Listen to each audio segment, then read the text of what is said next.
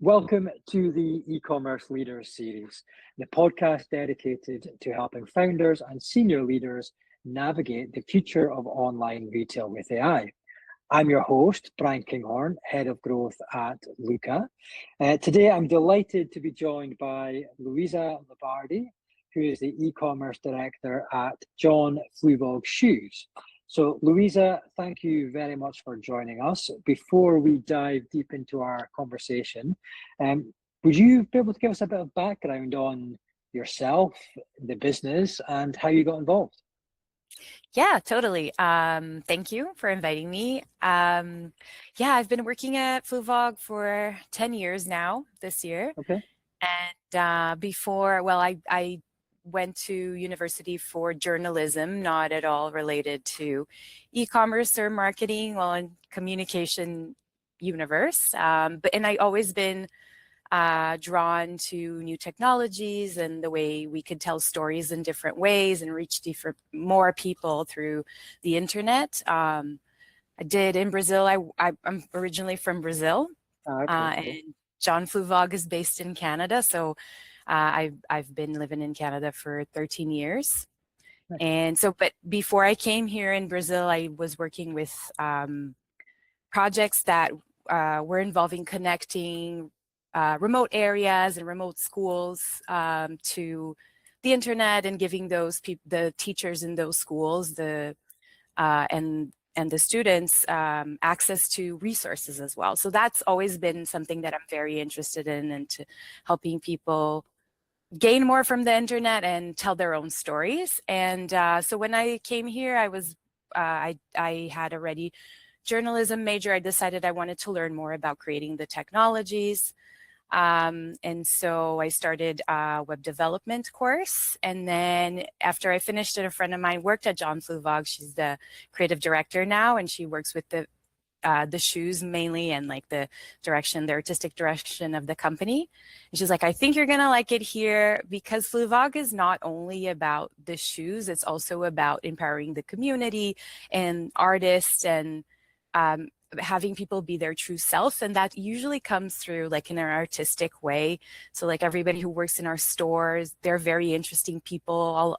They're like authors, actors. There's so many different types of people. And at the same way, the company itself offers artist grants and like a lot of events that are related to bringing out your true self. And the shoes are very different too. So that is also like very easy to connect. And we often see customers discovering the brand for the first time and being like, oh my gosh, like, can't believe you have this shoe. I always wanted to have something like this that's colorful and different. It's been really fun. Nice. Awesome. And just to explain to our audience who have no idea or have never heard of Fluevog before, just exactly what it is. I know you've mentioned shoes, but just exactly what the business is. We are a shoe company. So John Fluevog founded the company 56 years ago. He started off selling shoes, and then he realized that people thought that he was the designer, and he thought, oh, I think they want me to be a designer. So then he decided to start learning and sculpting shoes out of clay, and then taking it to the factory and seeing if they can do it. And that's how everything started. But he's always taken like a very artistic approach. So he's also like a car lover. So there's a lot of like some elements of like car design in the shoes. Everything's very colorful. We produce our own shoes. We don't do wholesale. We only sell in our own stores, and we are present in US and Canada. Right now, we have around 19 stores in Canada and the US, and they're all our own stores. We build the interior of them. Everything is very much created in our team. And we also have the online site, which like most people, John actually launched the online site in the 2000s, like before people were doing, and like everybody thought, well, you can't sell shoes online. Like, how will you fit? You know, like you can't sell houses on, like everybody thought like you couldn't sell things online back then.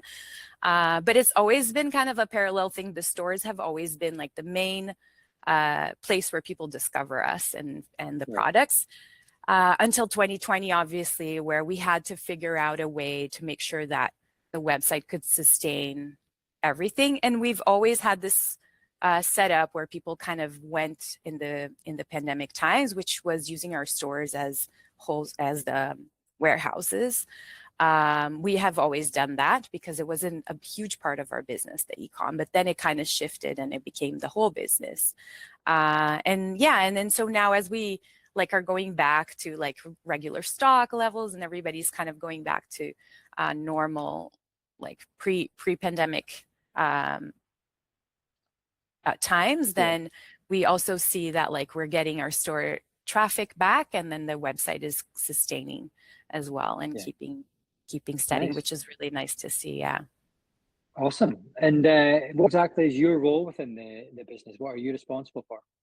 Yeah, so I started out doing a lot of different things, especially like because there were events happening in stores. So like I started as a coordinator, and it's been 10 years. And right now I'm focused on the e-commerce and the digital marketing. So really making sure that our website, all our flows, everything connects really well and speaks to the customer. But at the same time, I think the challenge is to try to recreate the experience that we're able to offer in stores with our staff that's so interesting and like so personal through the website in a way that's still authentic and like really carries our message. So that's where I focus my attention. Nice. And what excites you most about your role and the business? I honestly think the people that I work with is Cool. like is the best part. Like those the staff, the store staff, and like my coworkers at head office, everybody is like excited and creative. And obviously like being around the shoes, it's really exciting too. It's hard because Vancouver doesn't have a lot of closet space, doesn't have a lot of space. Space is expensive here. So like in London. Yes, So exactly. Yeah, I'm sure it's very hard. similar. So, Yeah. nice. And I suppose you've mentioned about the not being just a shoe brand, and you've got such an important like community aspect to your business. So how does that, from a like brand building perspective, how do you sort of balance that whole like community side, whilst also building the brand? Like how does that fit? Yeah, that's a lot of the challenges throughout the years. So like a lot of the things that we do in terms of community is quite organic. So we saw that like a lot of our customers were organizing themselves online and having groups. So we created a brand group for everybody to talk and exchange things. And at the same time, we saw, oh, they're starting to organize themselves to meet at a certain store. So let's do this. Let's try to help. And like we did something that's called the Flumunity Fest that we've been doing every year since 2018 now. And it started because some customers decided that they were going to meet at a store. And so we surprised them with like a video that John recorded for them and some gifts for them, and made sure that, we were there to help them have a great time. And so after that, we've been doing that every year, and it's expanded into like a full-on conference of 3 days. And at the end, we have like a wedding from two people who met through Fluevog. Nice. And that happened twice, like 2 weddings already. So I think there is that challenge of us trying to listen and give the customers what they want, and also to make sure that it aligns with what we can offer and what we want to give them. So like bringing everybody into the stores to see it in person. And that's usually the challenge, because I think if we look at our customer base, like most of them are probably not close to a store. We don't have that many stores to be able to reach everybody. So to maybe create these moments where this is a special time where they can actually make the trip and visit the store is also really great for us and for them. So they get to see another side of the brand that they like. Yeah, nice. Awesome. And I suppose then focusing on your side of the business for a second, and when you mentioned that John, when he launched that business back in launched the website back in the early 2000s, I'm sure that looks very different Oh yeah. from what it is now. And obviously, selling footwear online now is a lot different from how it looked then. And it's not just about, getting some photos and that's it. It's a lot more than that now. So how important is like storytelling for you guys in helping customers connect with the brand?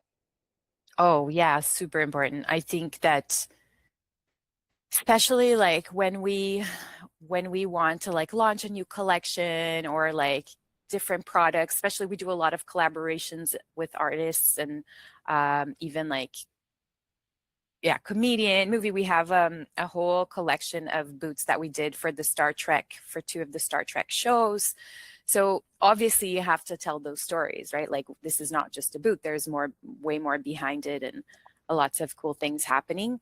And I think like online specifically, if we're thinking about how to tell this story online, it really has to be like with videos and images and interviews and things. And then also there's a whole planning on like where to release those things, at what time to release those things. There's so many like variables that we need to be looking at. And I think obviously like something with AI, if that's what we're here to talk about. I think that the way I see AI is to do things that humans can't do. So like processing big data, things that there are so many variables, and then things that you don't even think about that you can even factor in, like, like the weather or whatever is happening in a certain city that you wouldn't know, right? Or a holiday. So I think AI is helpful for that. But I still don't think it can replace like the creativity and the storytelling aspect. And maybe it can help with like you put some brainstorming things, but I don't think we're there where we can just replace it, because as best as it can be, it still feels not personal, like not just right. There's always I totally agree. And we're building an AI tool, like we're immersed in this space like day in, day out. But even we agree that AI is not there to replace humans and replace that creativity that you're talking about. Like it's only there to enhance what humans are already doing. And I think if you treat it in that way, it can only be a bonus, and it can be a help to you in your role. So totally agree with that. So then on the sort of data side that you just you briefly touched upon there, what are some of the metrics in your role, like data metrics, that you are paying most attention to most regularly? Obviously we look at the revenue, like that's the main thing that we're a business, we need to sell the products. Absolutely, but we also look at other things, so like engagement rates, and in my case, like the digital ads as well, like the performance of those, which is a lot of information to process and try to understand, and the creatives, like how are the stories and images that we're putting out, how are they being received, and the interaction with the content that we put either on email or on social or on our website even. In terms of the e-commerce specifically, we do a lot of things to try to help people answer the questions that they might have. So like we do a lot of fit for each shoe, because our shoes are so different. Like we make sure that somebody has tried it on, at least two people, and then they wrote how they think it fits, how it feels on their feet, how it compares to other shoes, or the size that they usually wear. And so we have all that description in there so that when you're browsing a shoe, you're able to see. We try to do that as fast as possible. Sometimes it takes more time to really get the right description there, and then describe like how to take care of the shoe and what products you can use. So all those things are data points that we need to consider when creating the page, and then after when we're launching the product and seeing how it went. Nice. So I assume you're using things like Google Ads and Meta Ads. Is that where you're spending a lot of your time? Yeah, we do. We do have Google Ads. We do retargeting via Criteo. We don't do Meta ads. Okay. We've done a little bit, and it's something that we might do again because Facebook performs really well for us organically. So like if we can hold it back for as long as we can, because I know it will, once we start, it will be, I know it's Yeah. going to be really successful. We are moving to Shopify soon, like this next month. We're at the Okay. final stages of that transition. So that is also a change that's going to happen for us, and we'll probably unlock other things that we can Yeah. experiment. We've Nice. been using a custom build site that's been doing great for us, and it's really nice to have the flexibility to just think something and build it. But I think there's also like a pace that Yeah. the e-commerce world has that is hard to keep up with. So Yeah. yeah. Absolutely. Absolutely. And then, so then on the AI piece slightly more then. So obviously AI is changing how businesses, operate, in the back end and, the front end, how they show up online.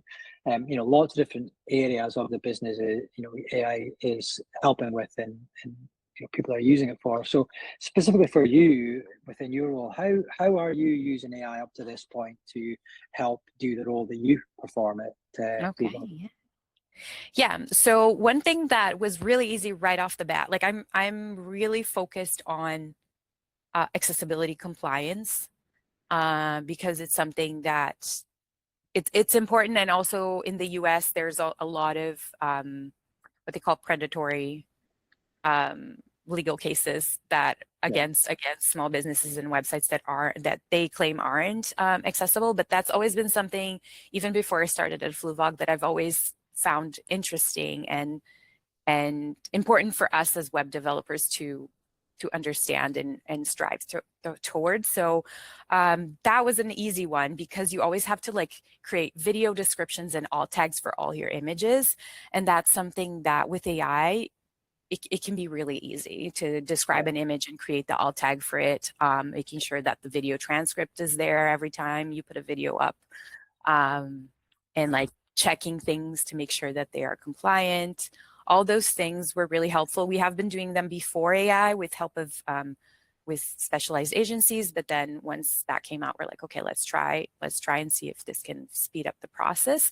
And then the other thing we started recently is we do have a platform that helps us measure our ad spend with like different attribution methods and getting not just the results from our website, but also in store, because sometimes digital ads will drive in-store sales.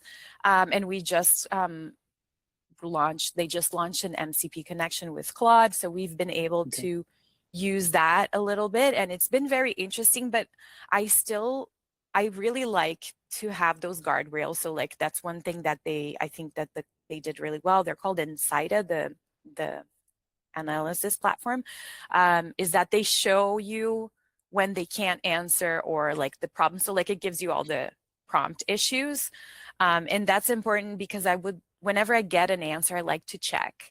It's really hard. Like it's insane the way that AI kind of pushes you to, now you're like a quality assurance person. You're Yeah. no longer a creator, right? And so it's important to be able to check to see like the answer I got, can I verify it? Does it make sense? Like just Yeah. do a little sanity check, like maybe do like a smaller thing and see if it matches. But it's still time consuming, and it's like a little it might be like more of a brain thing to like trying to let go once you start seeing that you trust it and Yeah. that it is actually doing the right thing. Nice. But yeah, that's how we've been using it. And it's been very interesting to ask some questions and like see that sometimes the answers is not what you expect, and it will give you some things that you're like, oh yeah, that's probably what's influencing that, right? Yeah. As I saw that some on Luca's website as well, saw some interesting answers and ideas there of Yeah. prompts. Yeah. Absolutely. I mean, that's what we've built Luca for. We've connected Luca up to all the key e-commerce platforms that an e-commerce Mm-hmm. founder or leader uses to run their business, and any sort of decision-making processes or analyzing what's happening on performance of your ads, or that's exactly what we do at Luca. So but then there's the additional layer over that is, if you've got ads that are performing really well and you want to double down and you want to increase spend on that particular ad or whatever, okay, well then what does that mean for the cash flow of the business, the finance of the business? And it just gives you an all-round bigger picture on how the business is operating and what decisions you make, how that impacts in the business as well. So yeah, it's a really, really powerful tool. So obviously AI is centric to how we're operating that system as well. Yeah, and it's interesting. Like, how did you come up with the idea of doing it? Like, did you work with other clients before? Yeah, so I can't claim the credit for the idea, but our founder had built a e-commerce business in the past, and it ultimately didn't succeed in the way that he wanted to. And Luca was born out of his need for something like Luca that he would have, loved to have had at the time when he was running his business. So that's effectively how it was formed. And yeah, I mean, e-commerce leaders that were just now privy to so much information and data and dashboards and reports on a minute by minute, hour by hour, day by day basis, that it does get overwhelming. So, having a system that's able to break all that down and simplify the data that you've got, and be able to conversate with you about how your business performing is really powerful. And obviously we're trying to expand our reach and get that product known to more people, hence why the podcast is one of those. But and I suppose the next question for you would be more along the lines of the shopping journey online is slightly changing now, so people are now using AI to find products and brands and things like that. So how are Fluevog thinking about the whole shift to AI, agentic shopping and things like that? Or are you even thinking about it yet? Yeah, I think about it a lot. It's just, I think for now, I try to put it this way: what is the control I have over this? The control I have is making sure that the way we write content is readable for humans and robots. So and obviously ultimately we want humans, we don't need the robots. It's just a middleman, but or middle robot. But I think that, so creating the content in the way that these new words that come up with AI, with chunk and tokens and and making sure that we create the paragraphs that are short enough, that they're direct enough. This is also helpful for humans, and it's always been the rules for good SEO anyways. But I think there are a couple new things that we can think about and put in there. So and luckily enough, the way we wrote product descriptions already was very friendly. So just short paragraphs, direct sentences. There are some things that we might need to adjust when we move to Shopify, just because of the structure of how the content is. So those things, we're trying our best to ensure that we keep. And then the other thing is the trust score is a really big one, is something that we have control over. So if we state a policy somewhere, let's make sure, if we update a policy, let's make sure that we scrape everywhere where that policy is, because if we have different policies because we forgot to update somewhere, that probably hinders the trust score. So anything we are saying or stating about our brand, we got to make sure that it's consistent everywhere. And then the other factor is the external mentions, and trying to keep that up with press outreach and all that. Luckily enough, we do have a lot of people coming to us organically to ask for our shoes and our content. So that's kind of nice to have, but also we do have to do a lot of work in outreach, and when we want to say things, right? When we have things to say. Yeah. Nice. Awesome. No, thanks. Great answer. And I suppose now I'd like to move on to some more rapid fire questions. So quick questions, quick answers. First thing that comes to your head before we start wrapping up. So Number one would be one marketing trend that you think is overhyped. Oh, probably generative AI. Okay, cool. And then on the flip side of that, something that's underrated marketing trend wise. Oh, ADA compliance and optimizations in general. Yes. Cool. And then your favorite ever Fluevog collection or design or shoe. Oh, that's hard. That's really hard. But I do think that there is the Munster is a Okay. high platform shoe. If you look it up, I do have it here, but it's going to take me a while to get it. But look it up, Munster, Fluevog Munster. Yeah. Okay, perfect. We will include that in the show notes. What about the best campaign you've ever worked on? Oh, the best campaign. That's hard. There were so many good ones. So many good ones. Maybe like a fun for marketers one is we did like a direct mail one when we were opening our store in Victoria, BC, which is we had a lot of customers there, and we send out an invite to come to the store opening with just one sock, and they had to come in the store to get the pair. And that was so fun. Like a lot of people came because they were just curious and they just wanted to match. And then it was a huge like lineup and party. And I thought we had a great time on that. And it was a really successful one.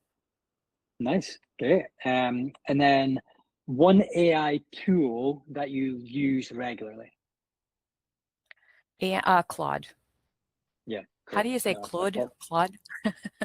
Claude. I say Claude. Yeah. it was actually fun. It was funny. I was driving with my wife in the car like a couple of weeks ago, and we were just talking about something. I was like, "Oh yeah, I asked Claude about that," and she's like, "Who's Claude?" I spoke about Claude as being him, as a person. Yeah, totally. Yeah. And it was just the way that it came out, and it was just the response, like, "Who's Claude?" It was so funny. The timing of it was brilliant. And then finally, the best piece of career advice you've ever received. Ooh, career advice. I think right now, because I'm so focused on like the leadership part of my career, I think that like somebody told me that leadership is mindset and storytelling.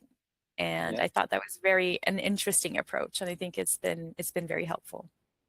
Nice. Awesome. Great. Well, thanks so much, Luiza, for all your insights.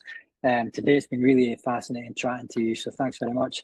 Where can our listeners find you or the business, or you and the business, to find out a bit more about what you're doing and follow along on the journey? Yeah. So fluevog.com. You'll find everything there. And I'm on LinkedIn. So Luiza Libardi, my name. Perfect. Nice one. And we'll obviously link all that in the show notes as well. Yeah. Well, once again, thanks very much, Luiza. It's been an absolute pleasure having you on the podcast. Thank you. Thank you so much.